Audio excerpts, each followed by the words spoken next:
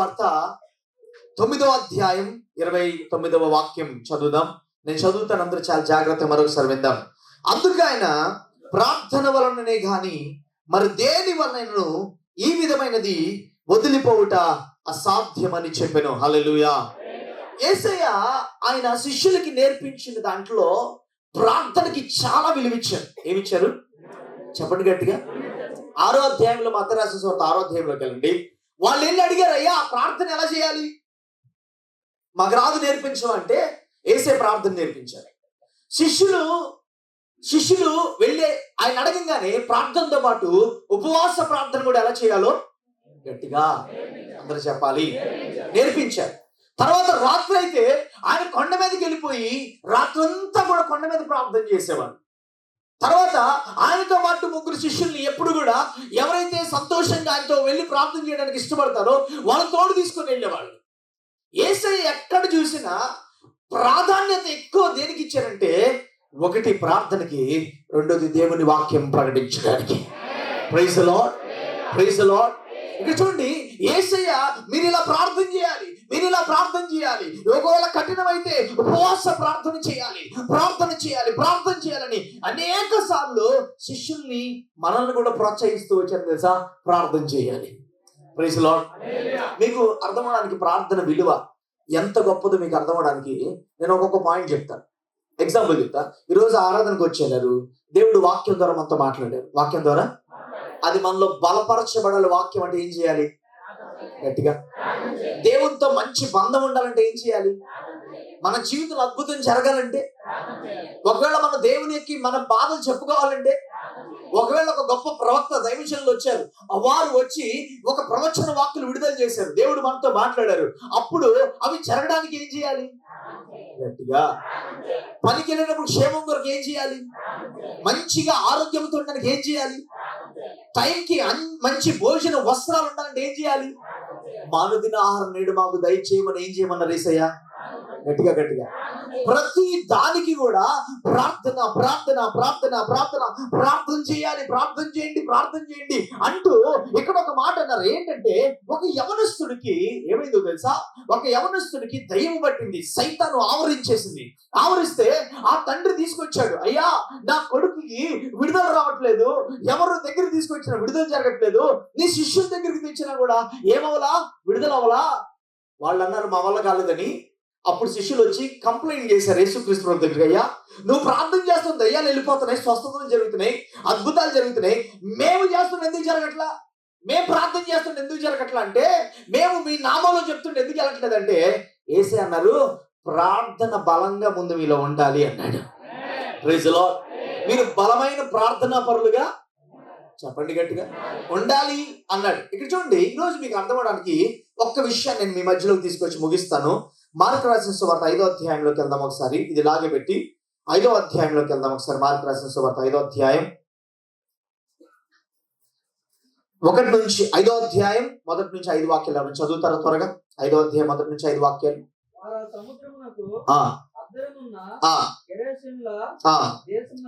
దేశమునకు వచ్చి అపవిత్రాత్మ పట్టిన వాడొకడు సమాధిలో నుంచి వచ్చి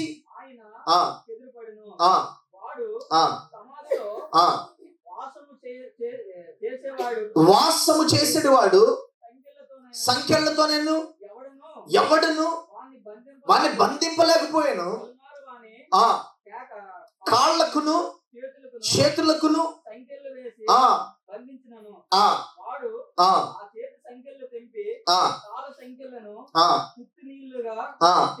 చేసను గనుక ఎవడును వానిని సాధుపరచలేకపోయాను.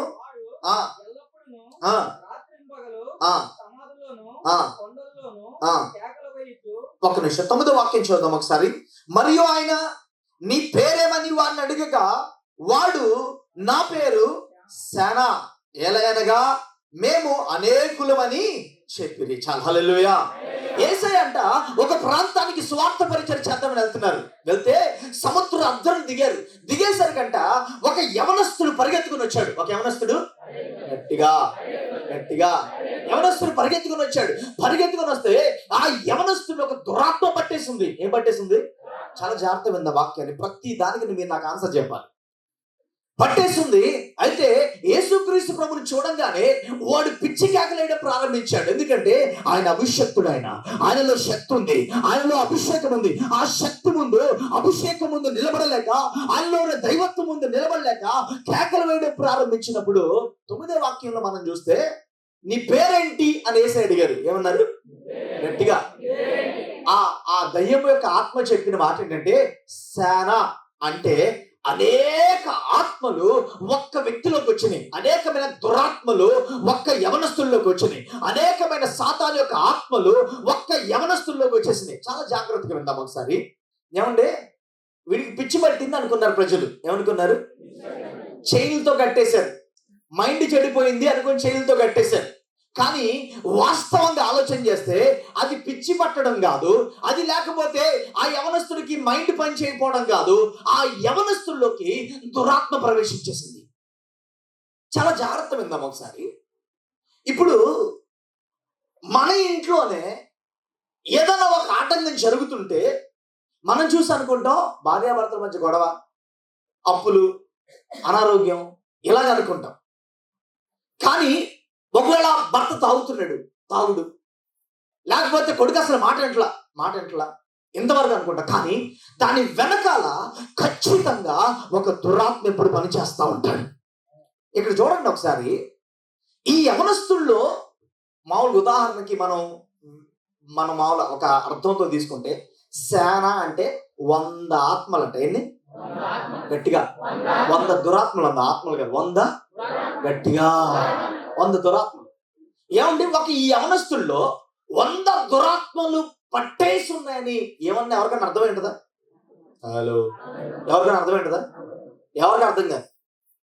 చూడండి, ఎందుకు యేసుక్రీస్తుకు మాత్రమే అర్థమైంది? ఎందుకు యేసుక్రీస్తు ప్రభుకి మాత్రమే ఇది పిచ్చి కాదు, ఇది మైండ్ చెడిపోవడం కాదు, ఇది దురాత్మని పని ఎందుకు అర్థమైందంటే ఆయన ఎప్పుడు ప్రార్థన చేస్తా ఉండేవాడు. Praise the lord. ఆయన దేవుడు కాబట్టి అర్థమైందండి. మనుషులు మనకి ఎలా అర్థమవుతుంది అని అనుకోవచ్చు మనం. శిష్యులు అనేక చోట్లకి వెళ్ళినప్పుడు వాళ్ళు కూడా అనేక దయ్యపు శక్తుల్ని వారు విడిపించినప్పుడు మరి వారు మనుషులు కదా, ఆయన దేవుడు కాదుగా, వారు ఎవరు దేవుడు కాదుగా. ఎందుకు వాళ్ళకి అర్థమైంది? ఎందుకు దాన్ని విడిపించగలిగారంటే వారు ప్రార్థనా పరులు కాబట్టి విడిపించగలిగారు. Praise the lord. ఒకసారి గమనిద్దాం. యేసయ్య అంట సాతాను సిలువలో చిత్త కొట్టాడంట. పెద్ద డౌట్ అందరికీ ఏంటంటే, బాడీ ఎందుకు వదిలిపెట్టేశాడు యేసయ్య? ఎందుకు వదిలిపెట్టేశాడు? సంఘానికి శిరస్సు ఎవరంటే యేసుక్రీస్తు. సంఘానికి గట్టిగా యేసుక్రీస్తు. యేసుక్రీస్తు దేనికి? యేసుక్రీస్తు సంఘానికి గట్టిగా. సంఘానికి తలని చెప్పండి గట్టిగా.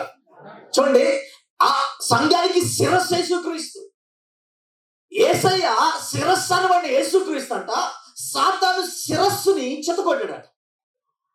ఆయన ఎందుకు బాడీని వదిలేశాడంటే, ఇప్పుడు సంఘం ఏంటో తెలుసా? యేసుక్రీస్తు శరీరం. అంత మెల్లిగా ఆమె చెప్తే సాతాను కూడా భయపడదండి బాబు. అంటే చెప్పండి. చూడండి, ఆ బాడీ ఆ యేసుక్రీస్తు శరీరం అంట. ఆయన ఎందుకు శరీరాన్ని, సాతాను శరీరం వదిలేశాడంటే, సంఘము యేసుక్రీస్తు శరీరం అంట. ఎందుకు వదిలేశాడు తెలుసా? ఆ బాధ్యత మనకు అప్పగించాడు. Praise the lord.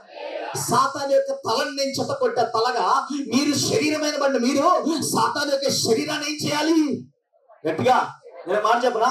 సంఘములకు నూతన ఆత్మలు చేర్చబడుతూ పరిశుద్ధపరచబడుతున్నారు, నీతిమంతులుగా మార్చబడుతున్నారంటే దాని అర్థమైంది తెలుసా? సాతాను యొక్క శరీరం చిత్తకబడుతూ ముందుకు వస్తుంది.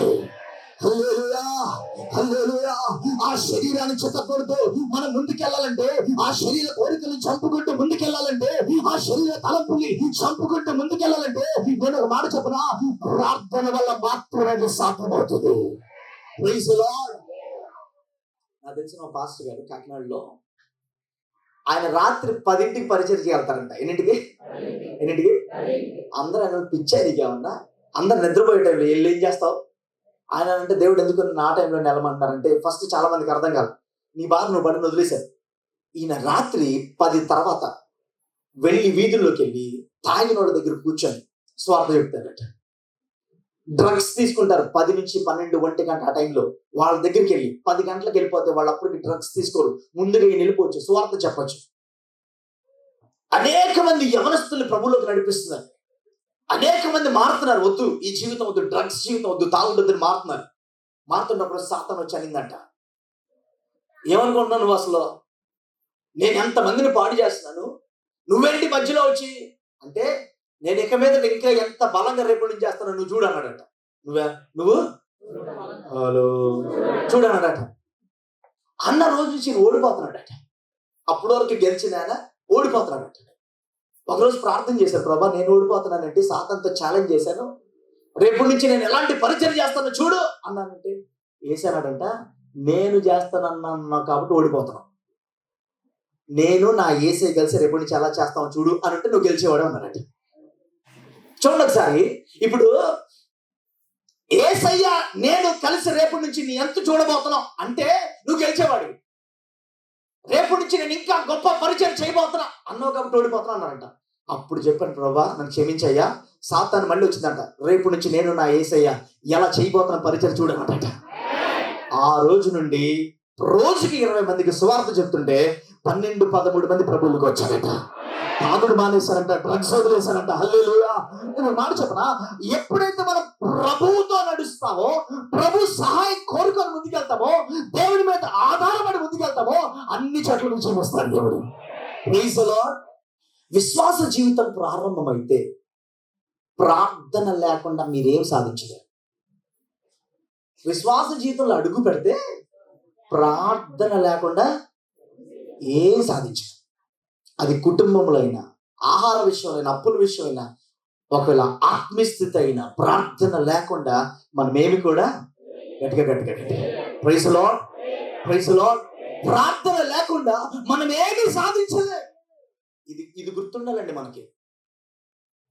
ప్రార్థన లేకుండా ప్రభు సహాయం మోకాళ్ళేసి, ప్రభువా ఏం చేయమంటావు, రేపు నాకు సహాయం చేయవా, ఉదయాన్నే నుంచి ఈరోజు ఉదయం అయ్యా నాకు ఈ దినమంతా సహాయం చేయవా అని ప్రార్థన చేయకుండా మనం బయటకు అడిగేస్తే ఆ రోజు నిజంగా జీవితం ఫెయిల్. విశ్వాస జీవితంలో ప్రార్థన లేకుండా వెళ్ళేటప్పుడు ఎలా ఉంటుంది తెలుసా, పెట్రోల్ లేని బండి మన చేతిలో ఉన్నట్టు అర్థం. ఏంటిది? మగవాళ్ళకి బాగా అర్థమైంది అనుకుంటా ఈ మాట. పెట్రోల్ లేని బండి. ఆడవాళ్ళకి చెప్తా, నూనె లేని వంట. ఏంటిది? హలో, ఏంటిది? సప్ప ఎన్ని రోజులు చేసుకోవాలి, మీరు ఇడ్లీకి నూనె అవసరమా అనుకోవచ్చు. ఎన్ని రోజులు తింటారు సప్ప తినండి చూద్దాం. ప్రార్థన లేకుండా మనం ఏ ప్రయత్నాలు చేసినా కుదరదు. యేసే అంటాడు, ప్రార్థన వలననే గాని మరి దేని వల్ల ఇది విడిచిపోట. గట్టిగా, అది ఇంట్లో ఏ సమస్య అయినా, దుష్టుడు తెచ్చిన ఏ సమస్య అయినా, ఒకవేళ సమాధానం లేకుండా చేసే స్థితి అయినా, అప్పులైనా, అనారోగ్యమైనా, అది ఏదైనా ప్రార్థన ఇంట్లో జరగకుండా ఇంట్లో నుంచి అది విడిచి వెళ్ళిపోవడం, గట్టిగా చెప్పండి అన్నమాట, అసాధ్యం అంటున్నాడు యేసే. శిష్యులు చూడండి ఎంత నిజమైనటువంటి భక్తిని ఆయన నేర్పిస్తున్నాడు చూడండి ఒకసారి. ఇప్పుడు ఆ వ్యక్తుల్లో, యవనస్తుల్లో 100 దురాత్మలు ఉన్నాయని ఎవరికో తెలుసా? గట్టిగా, మీ మీద మీ ఇంట్లో ఎన్ని దురాత్మ శక్తులు పనిచేస్తాయి మీకు తెలుసా? మీరు ఉదయం బయటికి వెళ్ళినప్పటి నుంచి రాత్రి వచ్చే వరకు, పనుల దగ్గర, ప్రయాణాల్లో, దాంట్లో దేవుడు తన దూతలను కాపుదల నుంచి ఎంత కాపాడుతున్నాడో మీకు తెలుసా?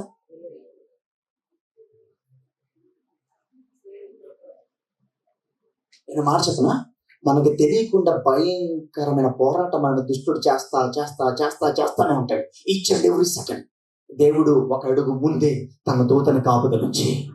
ఒక మాట చెప్పనా, మీరు పడుకొని నైట్ నిద్రపోతున్నారా? అసలు ఎంత బాగా నిద్ర పట్టిందో రాత్రి అని మనం అంతా ఉదయం లేసి, ఆ రాత్రి అంతా ప్రశాంతంగా నిద్రపోవడానికి దేవుడు ఖడ్గము దూసిన ఒక దూతని తల దగ్గర పెట్టాడు కాబట్టి రాత్రి అంతా ప్రశాంతంగా పడుకున్నా. ప్రైజ్ ది లార్డ్, హల్లెలూయా. నాకు ఎలా అర్థమైందో నేను చెప్తానండి, నా సాక్ష్యం చెప్తాను. అమ్మన్ కౌల్ ఇంట్లో ఉన్నప్పుడు కొన్ని సంవత్సరాల కిందట ప్రతి రాత్రి సాతాను యొక్క గుంపు వచ్చేది నా గదిలోకి.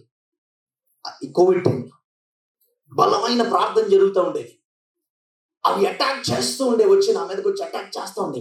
మీకు అనుభవం ఉందో లేదో నాకు తెలియదు, కానీ ఒక్కొక్కసారి రాత్రి ఊపిరి ఆడక చేతుల్లో కొట్టేసుకుంటాం, అరుస్తున్నట్టు ఉంటుంది కానీ అరిసినట్టు తెలియదు. అవునా కదా? హలో, అవునా? మనసులో గట్టి గట్టిగా అరుస్తున్న ఫీలింగ్ ఉంటుంది, కానీ ఎవరికి అనుభవం. గెల్ల మంచం మీద కొట్టేసుకుంటాడు, కానీ ఎవరికేం తెలియదు. ఆ టైంలో మనకు తెలియకుండా ఏసు రక్తం చేయి మన నోటంట వస్తూ ఉంటుంది. ఏసయ్యా నోటంట వస్తుంది, కొన్ని సెకండ్లు అది విడిచెళ్ళిపోద్ది. Praise lord. ఎవరో వచ్చి నొక్కేసి గుండెని నొక్కి పెట్టి కూర్చున్నట్టు ఉంటుంది. అవునా కదా? నాకు అనుభవం ఉందా? నా చేతులు ఎత్తండి, అందరూ ఎత్తే, మాకు ఊరికే అనుభవం లేకుండా ఎత్తారనుకో రాత్రికి వచ్చేస్తుంది, చేతులు తెచ్చేస్తుంది. చూడండి, ఆ పోరాటం జరుగుతుంది అంటే దాని అర్థం తెలుసా? సాతాను మన మీద అటాక్ చేస్తాను అర్థం. అవేమీ లేకుండా ప్రశాంతంగా నిద్రపోతున్నాం అంటే దేవుడు తన దూతలు మన చుట్టూ కాపుదలు ఉంచాడని అర్థం. Praise the lord.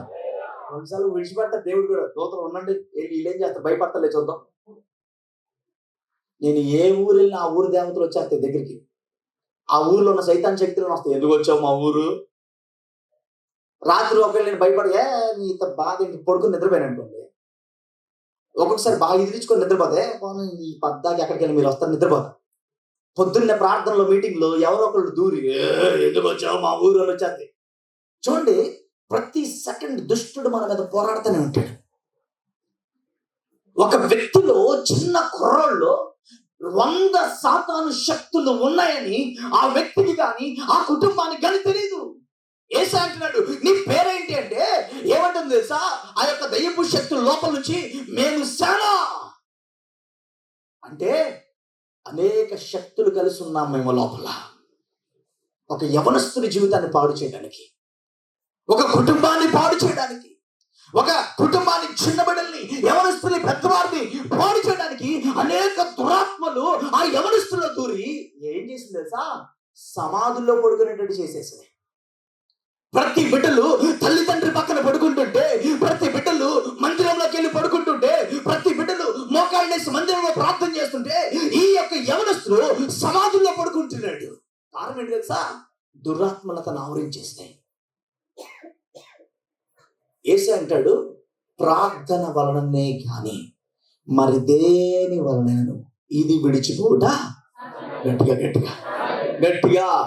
ఇది విడిచిపోట అసాధ్యం. ఇక్కడ కూర్చున్నా మనందరం కూడా ఆదివారం ప్రార్థనకి వెళ్తున్నాం కదా, విడుదల వచ్చేస్తుంది. నేను మాట చెప్పిన, మనం నోరు తెరిచి ప్రభా ఈ సమస్యకు నువ్వు విడుదల ఇవ్వవా అని విడుదల పొందే వరకు మనము నోరు తెరిచి ప్రార్థన చెయ్యకపోతే, మన ప్రభువుని అడగకపోతే దేవుడు కూడా సహాయం చేయడు. అడుగుడి గట్టిగా, అడగకుండా ఇవ్వబడినా. దేవుడు ఒక మాట బైబిల్లో ఒక వర్డ్ రాస్తే దానికి కట్టుబడి ఉంటాడు దేవుడు. నువ్వు అడుగు నేను ఇస్తా. చూడండి, ప్రార్థన అనేది చాలా మందికి, నేను మాట చెప్పనా, చర్చిలోకి వచ్చి పని చేయడానికి సాతాను తొందర పెడతాడు. వెళ్ళిపో, వచ్చేసినప్పో ప్రార్థన చూడండి. మన చర్చిలో 2 వీక్గా ఉంటాయి బాగా. నేను ఎప్పుడు చెప్తాను, ఒకటి అది అందరికీ అని చెప్పను, 50% of the people, 50% of the people ప్రార్థనలో చాలా వీక్. రెండు వీక్స్ ఉన్నాయి, 2 వీక్నెస్ ఉన్నాయి మన చర్చిలో. ఒకటి, ప్రార్థన అంటే మన కాలు నడవలేదు సార్. ఉపవాస ప్రార్థన అన్నా, ఆల్ నైట్ ప్రేయర్ అన్నా, రాత్రికాల ప్రార్థనలు అన్నా. ప్రార్థన అంటే చూడండి, సండే వెళ్తున్నాం వస్తున్నాం కదా, మరి ఉపవాస ప్రార్థన ఎందుకు పెట్టాడు దేవుడు? ఎందుకు ఉపవాస ప్రార్థన చేయమని చెప్పాడు? వ్యక్తిగతంగా ఎందుకు చేయమన్నాడు? సంఘంలో ఎందుకు చేయమన్నాడు? చూడండి, గమనించండి ఒకసారి. దేవుడు ఏది ఊరికినే పెట్టలా. ఆయన పెట్టిన ప్రతి ప్రార్థన, ఉపవాస ప్రార్థనైనా, అది మామూలు ప్రార్థనైనా, దాని వెనకాల దేవుని ప్రణాళిక ఉంటుంది. Praise the lord. ఆ ప్రణాళిక మనకు అర్థమైతే మన భాగ్యవంతులం. మనం ఆ ప్రణాళిక చెప్పండి గట్టిగా అర్థం అవ్వాలి. ప్రార్థనకి దూరంగా ఉన్న వాళ్ళ జీవితం ఏమి సాధించలేదు. ఈ స్మార్ట్ ఫోన్స్ వచ్చాక ప్రార్థన బాగా తగ్గిపోయిందట. ఏం తగ్గిపోయిందంట? ఫోన్ ఏమో గంట సేపు చూస్తున్నారంట, ప్రార్థన ఏమో 10 నిమిషాలు చేస్తున్నారట. ఇంతకుముందు కాలంలో ప్రార్థన గంట చేసేవాళ్ళు ఫోన్ 10 నిమిషాలు చూసేవాళ్ళు. ఇప్పుడు హలో ఇప్పుడు ప్రార్థన ఏమో ఒప్పుకున్నారా? ప్రార్థన 10 నిమిషాలు, ఫోన్ చేతుల్లో గంట ఉంటుంది. మరి అలా ఉంటే ఎలాగ మన కుటుంబంలో విడుదల పొందుతుందో, ఎలా విడుదల జరుగుతుంది? యేసే అంటాడు, ప్రార్థన వలనే కానీ మరి దేని వలన ఇది విడిచిపోవుట గట్టిగా గట్టిగా గట్టిగా ఏంటంట అసాధ్యం. ఏమండి, మనకి తెలియకుండా మన కుటుంబంలో రకరకాలుగా దుష్టుడు పోరాడుతూ ఉంటాడు. ఒక యవనస్తులు 100 శక్తులు పోరాడినట్టు మన కుటుంబంలో ఏదో ఒక వైపు నుంచి, ఏదో ఒక కోణం నుంచి, ఒక వాక్యం చదివిస్తాను మీకు అర్థమవడానికి. చూద్దాం బైబిల్ నుంచి. ఎఫెసీయులకు రాసిన పత్రిక, త్వరగా తీద్దాం బైబిల్ నుంచి. ఎఫెసీయులకు రాసిన పత్రిక 6వ అధ్యాయం, త్వరగా తీయండి బైబిల్ నుంచి. 6, 11, 12 చూద్దామా? 11, 12. మీరు అపవాది తంత్రమును ఎదిరించుటకు శక్తిమంతులన్నట్లు దేవుడిచ్చి సర్వాంగ కవచము ధరించుకొని. 12వ వాక్యం. ఏలనగా మనము మనకు కాదు, మనము పోరాడినది శరీరులతో కాదు గాని ప్రధానులతోను అధికారులతోను ప్రస్తుత అంధకార సంబంధులకు లోకనాథులతోను ఆకాశ మండలమందున్న దురాత్మల సమూహముతోను దేంతో పోరాడుతున్నామంట? హలో గట్టిగా గట్టిగా. నేను క్వశ్చన్ నిజంగా అడుగుతాను, మీరు నిజంగా ఆన్సర్ చెప్పాలి, నిజంగా చెప్పాలి, ఓకేనా? నాకెందుకు ప్రార్థన చేయబుద్ధి కాదండి అన్న వాళ్ళు చేతులు ఎత్తండి, నిజంగా హార్ట్ఫుల్.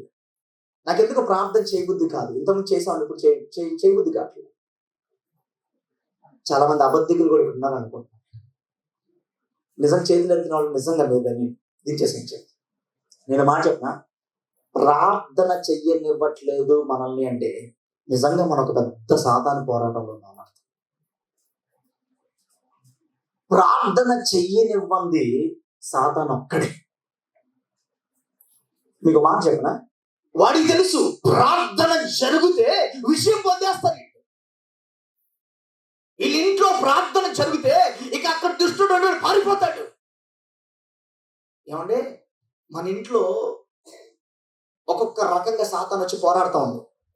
మన బలమైన ప్రార్థన చేయడానికి మోకాళ్ళు వేసి 2 3 ఎంతమంది వేసన్నారు? ఎక్కడ 2 3 ఉంటే అక్కడ నేను గట్టిగా ఉంటానన్నాడు. ఇప్పుడు 2 3 అంటే 2 అంటే భార్య భర్తలు, 3 అంటే పిల్లలు, కుటుంబంగా కూర్చొని ప్రార్థన చేస్తానంటుంది. అక్కడ ఎవరు ఉంటారు? గట్టిగా చెప్పండి. వాక్యం నిజంగా అర్థం చేసుకోండి.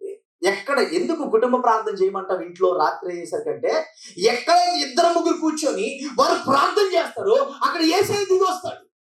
దేవుడు ఆత్మస్వరూపిగా దిగి వస్తాడు. ఎప్పుడైతే ఆత్మస్వరూపిగా దిగొచ్చాడో సాతాను అక్కడ నుండి పారిపోతాడు. Praise the lord. అసలు దాంట్లోనే చాలా గొప్ప విడుదల ఉంది. మన ఇండియాలో కేరళ వాళ్ళు ఎడ్యుకేషన్లో 99% ఉంటారు. 99% చదువులు, ఎడ్యుకేషన్లో 99% వాళ్ళే. ఇంకోటి చెప్పనా, ప్రపంచ దేశాల్లో ఎక్కడికి వెళ్ళినా కేరళ వాళ్ళు లేని స్థలం, దేశం లేదట. ఈవెన్ నేను దుబాయ్ వెళ్ళినప్పుడు, కువైట్ వెళ్ళినప్పుడు, అన్ని ప్రాంతాలు వెళ్ళినప్పుడు అక్కడ షాప్స్, సూపర్ మార్కెట్స్ మొత్తం వాళ్ళే. మీరు ఒకసారి కేరళ వెళ్తే కొన్ని ప్రాంతాల్లో, తిరువెల్ల ప్రాంతాలు, కోటయం ఆ ప్రాంతాల్లో మీరు వెళ్ళి రాత్రి 7 తర్వాత వీధులు నడుచుకొని వెళ్ళండి, ప్రతి ఇంట్లో నుంచి ప్రార్థన శబ్దం వినబడింది. హల్లెలూయా చెప్పండి గట్టిగా. నేను హల్లెలూయా చెప్పమల్లా ఏమనబడింది? కంచెల సౌండ్ వినబడింది, డ్రమ్స్ ఉంటే డ్రమ్ సౌండ్ వినబడింది, చప్పట్ల శబ్దం వినబడుతుంది, హల్లెలూయా అనే శబ్దం వినబడుతుంది, ఒక రోదన వినబడుతుంది, ప్రార్థన వినబడుతుంది. అందుకనే దేవుడు దుష్టుడు అక్కడ లేకుండా పారిపోవాలా, వాళ్ళు విజయం పొందుతున్నారు, ఉన్నతమైన స్థితిలో దేవుడు పెడుతున్నాడు. Praise the lord. అనేక మంది మిషనరీస్ గా ఆ రాష్ట్రం నుంచి దేశ విదేశాలకు వెళ్ళి దేవుని గొప్ప పరిచయం చేస్తున్నారు. ఇప్పుడు కూడా ఇంట్లో ఆ చీకటికి అమ్మేసేసి, దుష్టుడి కార్యాలకు అమ్మేసి అలా ఉంటే మనం కనీసం ప్రార్థన చేయకపోతే ఎలా విడుదల పొందుతాం? దేవుడు అంటాడు, 2 3 మీరు వాకి నుంచి ప్రార్థన చేయి, నేను వచ్చేస్తానుగా, నువ్వు సాతాన పో అనక్కర్లేదట, యేసునామములో పో అనక్కర్లేదట. మన మోకాళ్ళు వేసి కరెక్ట్ ప్రార్థన చేస్తే దేవుడు దిగి వస్తే ఆడే మారిపోతాడు. Praise the lord, praise the lord. దేవుడు దిగొస్తే ఎక్కడ ఇద్దరు ముగ్గురు ఉంటారో అక్కడ దేవుడు దిగొస్తాడు. దేవుడు దిగొచ్చిన స్థలంలో, వెలుగు వచ్చిన స్థలంలో ఏముండదు? చీకటి ఉండదు. వాడు ఉండడండి. ఇక ఇన్ని సంవత్సరాలు ఈ యవనస్తుడి దగ్గరికి ఎవరు రాలా, పట్టించుకోవాలా. చెరసాలలో జైలుతో సమాధుల్లోకి వెళ్ళేవాడు, బంధించేశారు, సమాధుల్లో పడుకునేవాడు. ఒకసారి యేసయ్య ఆ ప్రాంతానికి వచ్చాడు. యేసయ్య ఎప్పుడైతే ఆ స్థలం దగ్గరికి వచ్చాడో ఆ యవనస్తుడు ముందుకు నిలబడి, ఎందుకు వచ్చావు? పిచ్చి పిచ్చి కేకలు వేస్తున్నాడు, నురుగు కారుతుంది, కేకలు పెడుతున్నాడు. చేతితో కట్టేస్తున్న వస్త్రాలు లేవో యవనస్తుడికి. చూడండి, గమనించండి. ఎప్పుడైతే యేసయ్య అక్కడికి వెళ్ళారో వెంటనే వేసాను, నీ పేరేంటంటే? నా పేరు శానా. ఇక మీరేం చేయండి, ఎదురుగున్న పందుల్లోకి వెళ్ళిపోండి అనగానే వెంటనే ఆ యవనస్తుడి కింద చచ్చిపోయిన వాళ్ళ పడిపోయాడు. కొన్ని సంవత్సరాల తర్వాత ఆ బిడ్డకు విడుదల వచ్చేసింది. Praise the lord. ఆ రోజు శరీరధారిగా యేసయ్య అక్కడికి వస్తే, ఈ రోజు మీరు ఎక్కడైతే మోకాళ్ళని ప్రార్థన చేస్తారో అక్కడికి ఆయన ఆత్మస్వరూపిగా వస్తాడు. Praise the lord. ఆత్మస్వరూపిగా వచ్చిన అదే శక్తి అండి, శరీరధారిగా వచ్చిన అదే శక్తి అండి. Praise the lord.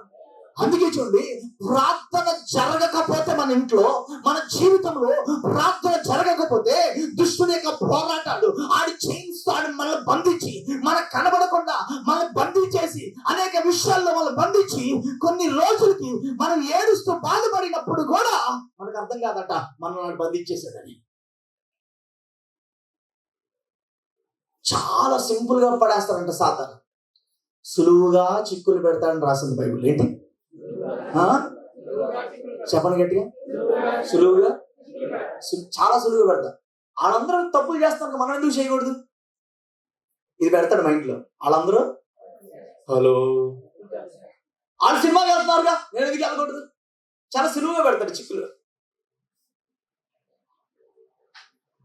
వాళ్ళందరూ అలా చేస్తాను, నేను ఎందుకు చేయకూడదు?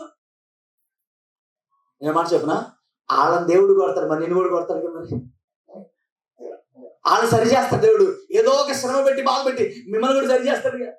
చాలా సులువుగా చిక్కులు పెట్టి మనల్ని దేవుని మార్గం నుంచి ట్రాప్ చేసి మనం తప్పించి ఏం చేస్తాడు తెలుసా? దేవుని మార్గం తప్పిస్తే మనం గ్రహించడానికే కొన్ని నెలలు పట్టేస్తుంది. కొంతమందికి అయితే కొన్ని సంవత్సరాలు కూడా పట్టేస్తుంది.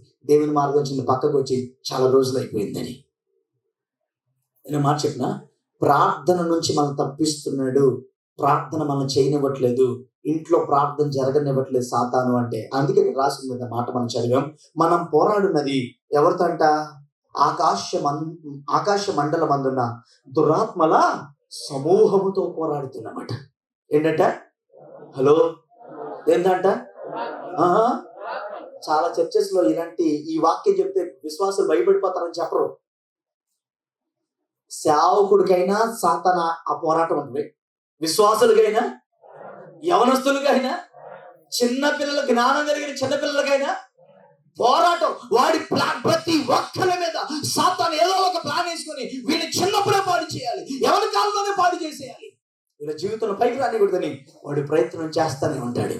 మనం పోరాడున్నది అంధకార సంబంధులతో. హల్లెలూయా, ప్రైజ్ ది లార్డ్. దురాత్మల సమూహంతో పోరాడుతున్నాం. ఆ సమూహంతో మనం పోరాడుతున్నామంటే దాని అర్థం ఏంటి తెలుసా? మనం మరి ఎలా జయం పొందుతాం, ఎలా దాని నుంచి బయటకు వస్తామంటే ఒకటి దేవునితో మన ప్రార్థన అనే బంధం ఉంటే చాలు. Praise the lord. దేవుడు మన పక్కన ఉన్నాడు అనుకోండి, సాతాను రాగలడా మన దగ్గరికి? గట్టిగా రాలేడు. మనం అందుకనే ప్రార్థన ఒక్కటే దేవునితో మనకు బంధాన్ని ఏర్పాటు చేస్తుంది. Praise the lord. దేవునితో మాట్లాడుతూ ఉంటాం.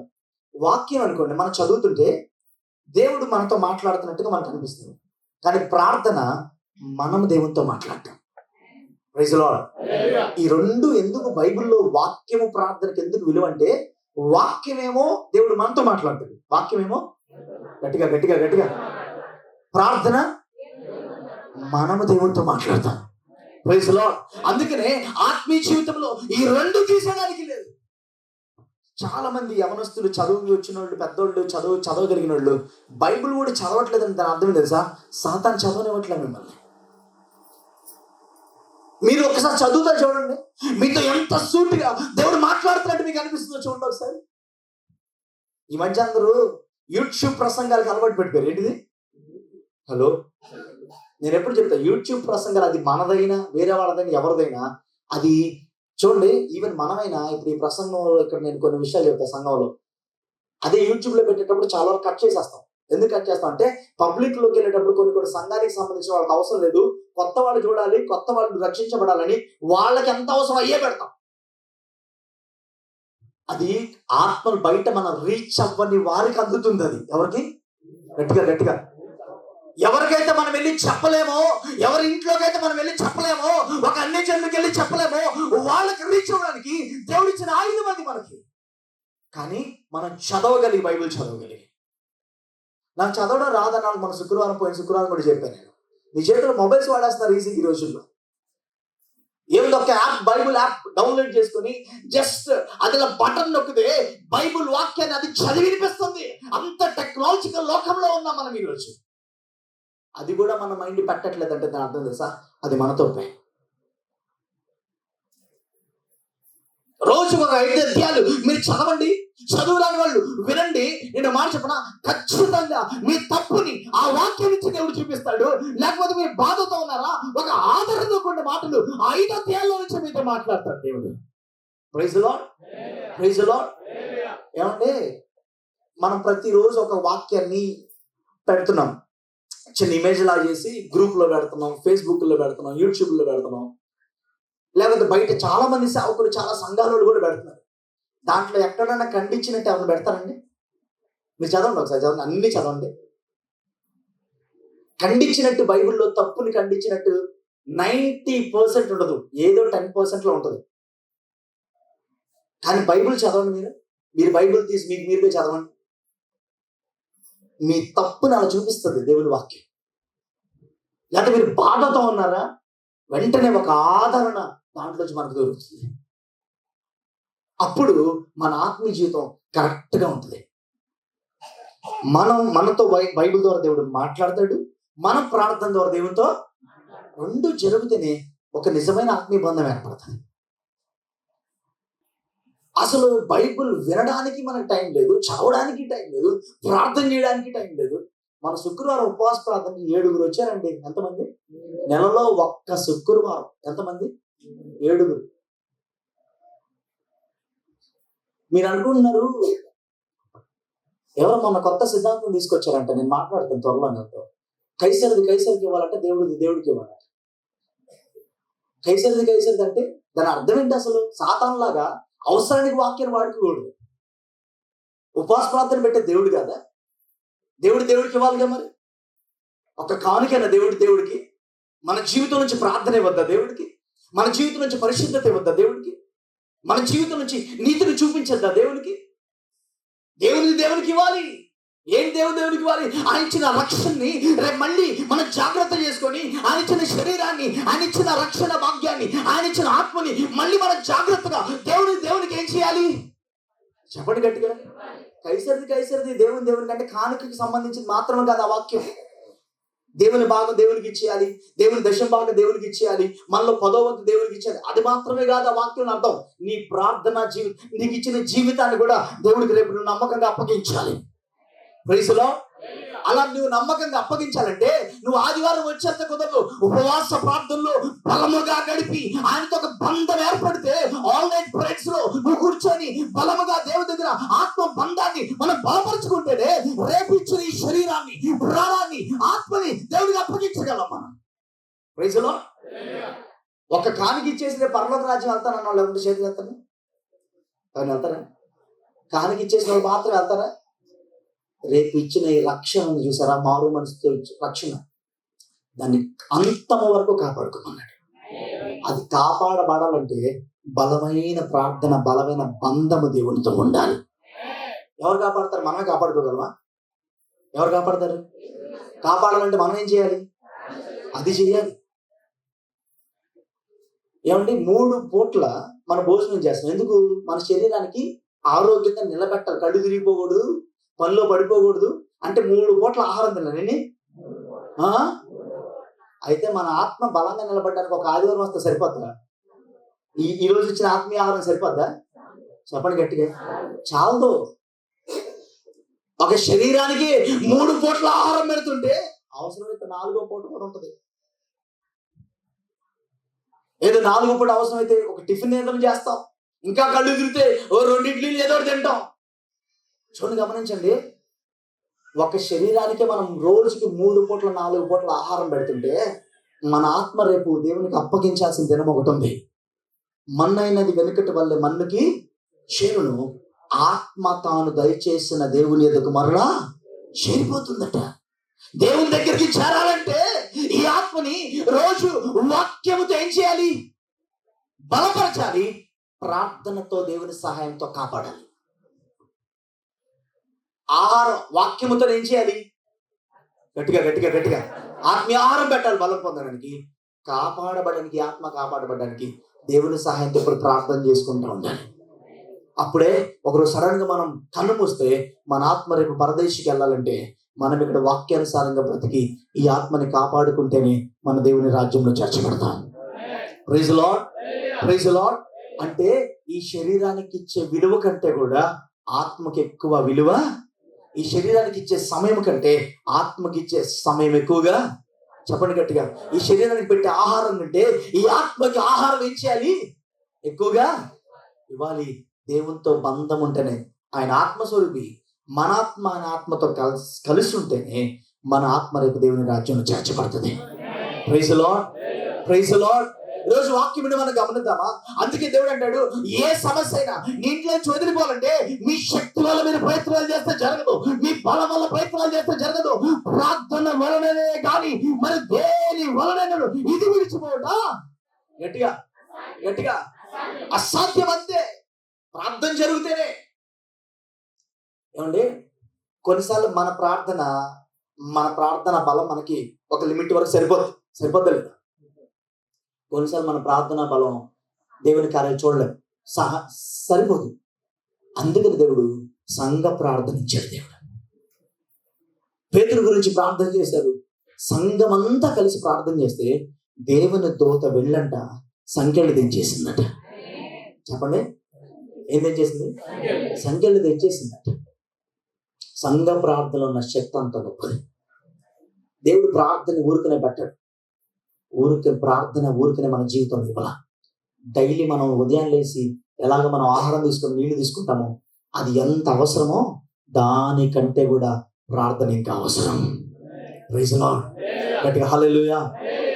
నేను మాట చెప్పిన, దేనికి మీకు సమయం ఉన్నా లేకపోయినా ప్రార్థన సమయం ఇచ్చి చూడండి, ప్రార్థన చేసి చూడండి. మీ తలంపులు మారిపోతూ ఉంటాయి, మీ ఆలోచనలు మారిపోతూ ఉంటాయి, మీ ఊహలు మారిపోతూ ఉంటాయి. అన్యాయమైన వాటి మీద, లోక సంబంధమైన మీద వాటి మీద మీ మనసు ఉండదు. దేవుని వైపే మన ఆలోచన, మనసు, తలంపు అంతా ఉంటుంది. Praise lord. ప్రార్థన చేయడానికి నాకు టైం లేదు, పొద్దున్నే చాలా పనులు, వ్యాపారం, ఉద్యోగం, పనులు అని అనుకుని ప్రార్థనకు టైం ఇవ్వకపోతే మీకు తెలియకుండా మీ ఇంట్లో సాతాను బంధకాలు వేసేస్తూ ఉంటాడు. ఎక్కడైతే వేసే దిగొస్తాడో అక్కడ విడుదల జరుగుతుంది. ఎప్పుడు దిగొస్తాడు తెలుసా?